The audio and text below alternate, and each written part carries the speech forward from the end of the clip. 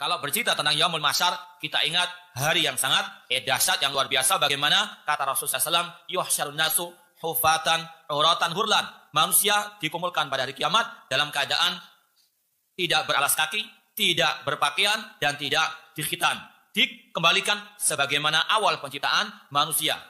Sebagaimana ini yang terjadi pada awal penciptaan manusia, tidak ada pakaian yang menempel, tidak ada alas kaki, dan juga tidak dikhitan. Demikian pula pada waktu hari kiamat. Kemudian Aisyah radhiyallahu anha pernah mengatakan, ya Rasulullah, kalau demikian keadaannya, apakah tidak memungkinkan bagi manusia laki-laki melihat kepada lawan jenisnya? Kata Rasulullah, al-yaum a'dham min dalik, bahwasanya hari itu sangat dahsyat, tidak mungkin seseorang bisa mikirkan tentang apa? Nafsu syahwatnya. Hari-hari yang sangat amat mencekam. Ini kalau kita mendengarkan hal seperti ini, naudzubillah min dalik. Mengapa kita masih berbuat maksiat kepada Allah Subhanahu wa taala, sedangkan pada hari itu sebagaimana kata Allah, fa idza ja'atis sakha yauma yafirrul mar'u min akhi wa ummihi wa abi wa sahibatihi wa bani likulli imri'in minhum yauma idin sya'nu yughni. Ketika hidup sangkakala, yauma yafirrul mar'u min akhi, setiap orang akan lari dari saudaranya. Wa ummihi wa abi, lari dari ayah dan ibunya. Wa sahibatihi wa bani, lari dari istri dan anaknya. Padahal mereka adalah orang yang kita cintai. Namun pada hari kiamat, nafsi-nafsi, setiap orang mempertanggungjawabkan perbuatannya masing-masing, tidak ada yang bisa menolongnya kecuali Allah, kemudian amal solehnya. Kata Allah, likulli imri'in minhum yawma idin sya'nu yughni. Setiap orang sibuk dengan urusannya masing-masing. Itulah jawaban Rasul kepada Aisyah radhiyallahu anha. Setiap manusia itu akan sibuk dengan perbuatannya masing-masing, dengan mempertanggungjawabkan perbuatannya masing-masing. Likulli imri'in minhum yawma idin sya'nu yughni. Dan kita bisa bayangkan kata para ulama, pada hari tersebut matahari Allah dekatkan hanya 1 mil dengan kepala manusia. Kita bisa rasakan pada saat-saat di siang hari ketika matahari sangat panas, bagaimana naudzubillah min dzalik panasnya hari tersebut.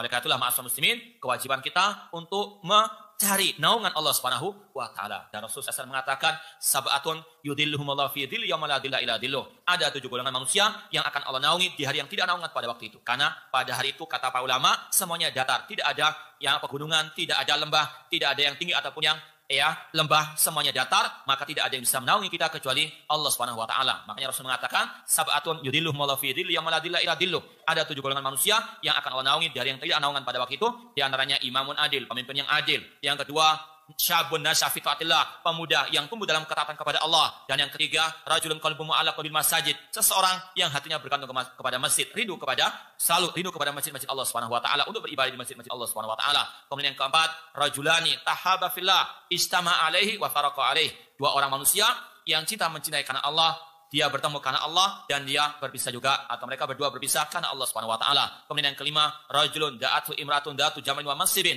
faqala ini akhafallah, seseorang yang dirayu oleh perempuan untuk berbuat kekejian, namun dia mengatakan ini akhafallah, aku takut kepada Allah Subhanahu wa taala. Dan yang keenam, yaitu rajulun tasaddaqa bisadaqatin fakhfaha hatta la ta'lam shimalu ma tunfiq yaminuhu, seseorang yang bersedekah dan dia menyembunyikan, merahasiakan sedekahnya tersebut karena ikhlas karena Allah, tidak mau dipuji oleh manusia, tidak menginginkan pujian dari manusia, sampai seolah-olah tangan kirinya tidak mengetahui apa yang disedekahkan oleh tangan kanannya. Dan yang ketujuh, rajulun dzakarallaha khalian fa fadat aina, seseorang yang dia mengingat Allah, berzikir kepada Allah secara sembunyi-sembunyi dengan merahasiakan tempatnya, dan dia sendirian, dan dia pun meneteskan air mata. Semoga Allah Subhanahu wa taala menjadikan kita termasuk ke dalam 7 golongan yang Allah beri naungan di hari yang tidak naungan pada hari kiamat tersebut.